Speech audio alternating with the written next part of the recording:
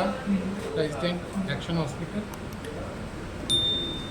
Dr. Deepika Singhal and General Secretary of the board. अच्छा, ये जो आज का इवेंट था तो उसमें क्या कुछ खास बताया गया? सो जैसे जैसे एडवांसमेंट हो रही है, आप सबको आजकल सुनने में आता होगा कि सर्जरीज जो हैं वो रोबोटिक होने लग गई हैं, बट अभी भी बहुत कम सेंटर्स हैं जो कि रोबोटिक सर्जरी कर रहे हैं। तो हमने इस चीज़ में एक पहल ली है और आज जितने भी टाइप्स ऑफ सर्जरीज होती हैं उन सब के लिए हमने 3 रोबोट्स अपने हॉस्पिटल में लिए हैं। और इन रोबोटिक सर्जरी का फ़ायदा ये है कि प्रिसिशन बहुत बढ़ जाती है, साइड इफ़ेक्ट्स बहुत कम हो जाते हैं और जो रिकवरी टाइम है वो बहुत ही कम हो जाता है, पेशेंट को फील नहीं होता है। तो बहुत सारी मेजर सर्जरीज, चाहे वो कैंसर है, चाहे वो कोई और सर्जरी है, नी रिप्लेसमेंट है, जॉइंट रिप्लेसमेंट्स हैं, स्पाइन की सर्जरीज हैं, प्रोस्टेट की सर्जरीज हैं, ये सब बहुत आसानी से रोबोट से हो जाती हैं, जिससे पेशेंट की लाइफ के ऊपर बहुत बहुत फ़ायदा रहता है। सो हमने अपने हॉस्पिटल को एक स्टेप आगे लेके जाने के लिए ये तीनों रोबोट्स हॉस्पिटल में इंस्टॉल कर रहे हैं और हमारी टीम इस चीज़ के लिए बहुत ही एफिशिएंट है और इस चीज़ पे हम और आगे बढ़ते हैं। मैम, कॉम्प्लेक्स सर्जरीज में कितना रिस्क फैक्टर रहता है? रोबोटिक सर्जरीज में रिस्क फैक्टर ऑलमोस्ट ज़ीरो है, बिकॉज प्रिसिशन इतना ज़्यादा है और क्योंकि इतना अच्छे से उसमें कंट्रोल रहता है कि कॉम्प्लिकेशंस के तो चांसेस ही नहीं हैं। इस सर्जरी की प्राइस क्या होंगे? अभी हम देखते हैं सर्जरी के प्राइसेस, बट हाँ थोड़े ज़्यादा होते हैं नॉर्मल सर्जरी से, क्योंकि इसके अंदर बहुत कंज्यूमेबल्स यूज़ होते हैं। पर हम कोशिश करेंगे कि किसी तरीके से इन सर्जरीज को भी हम कॉमन मैन तक लेकर जा सकें। इसमें डॉक्टर जी इसमें जो हमारे सर्जन्स हैं, how efficient they are to use this robotics, and उनको क्या एडवांटेज, उनको क्या है, पैसेंट को है that we got, what are the advantages for the surgeon? देखिए, सर्जन्स हमारे यहाँ काफ़ी ट्रेन हैं इसके लिए, एंड डेफिनेटली ये ऑनगोइंग प्रोसेस है, इसमें और ट्रेनिंग्स भी होती रहेंगी टाइम के साथ साथ।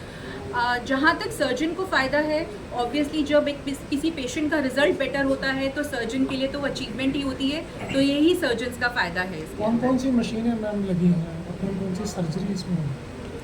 जिस मशीन पर अभी हम खड़े हैं ये डा विंसी रोबोट है, जो कि जनरल सर्जरी से लेकर, जनरल सर्जरी मतलब आपके गॉल ब्लैडर की सर्जरी जो एक सबसे सिंपल सर्जरी मानी जाती है, उससे लेकर कैंसर की जितनी भी कॉम्प्लिकेटेड सर्जरीज हैं वो सब कर सकता है। इसमें हमारे जैसे मैंने बताया अभी प्रोस्टेट की सर्जरीज हैं, गायनी की सर्जरीज हैं, ये सब सर्जरीज भी इसके अंदर बहुत बहुत एफिशिएंटली होती है। डा विंसी का क्या लेटेस्ट मॉडल है? ये बिल्कुल लेटेस्ट मॉडल है और आई थिंक ये XI मॉडल है, जो कि अभी दिल्ली के अंदर शायद हमारा फर्स्ट या सेकंड मॉडल है, I am not very sure, first या सेकंड तो है ही। और ये बिल्कुल लेटेस्ट मॉडल है। जो डा विंसी है वो एक रिसर्च प्रोडक्ट है, अभी और भी बहुत सारी कंपनीज हैं जिनके रोबोट आ रहे हैं, पर ये रिसर्च प्रोडक्ट है, तो ये सबसे बेस्ट प्रोडक्ट है जहाँ तक रोबोटिक सर्जरीज की बात है। कितना भरोसा कर सकते हैं रोबोटिक सर्जरी पर? जितना आप भगवान पे कर सकते हैं उससे थोड़ा सा कम, पर हाँ इससे ज़्यादा तो नहीं कुछ कहूँगी। बिल्कुल बिल्कुल बहुत ही सेफ सर्जरी है, बिकॉज आप देखिए कि जब नॉर्मल सर्जरी होती है तो डॉक्टर्स को सिर्फ अपने हाथ और अपनी विजन पर भरोसा होता है, पर जब हम रोबोटिक सर्जरी करते हैं तो इसका इतना बड़ा व्यू मिलता है, इतने फाइन इंस्ट्रूमेंट्स इसमें यूज़ होते हैं कि उसके अंदर 100% प्रिसिशन होता है, तो 100% आप इस पर विश्वास कर सकते हैं। रोबोटिक और मैनुअल सर्जरी में मुख्य क्या अंतर है? एक हम अपने हाथ से काम कर रहे हैं और एक अगर हमें एक रोबोट जो कि बिल्कुल फाइन, जो कि हम अपनी नेकेड आई से देख नहीं सकते, अगर हम वैसे इंस्ट्रूमेंट्स को यूज़ करके काम करेंगे तो उतना वो डिफरेंस है। और जैसे बोला प्रिसिशन में ही डिफरेंस है। प्रिसिशन मतलब जितनी बारीकी से वो काम हो सकता है, और ह्यूमन बॉडी बहुत कॉम्प्लिकेटेड बॉडी है, तो उसके अंदर सारे ऑर्गन, सारी चीज़ें इतनी पास हैं कि उसके अंदर जितना छोटा, जितना माइन्यूट इंस्ट्रूमेंट अंदर जाएगा उतना वो आसपास के एरियाज़ को डैमेज नहीं करेगा। हॉस्पिटल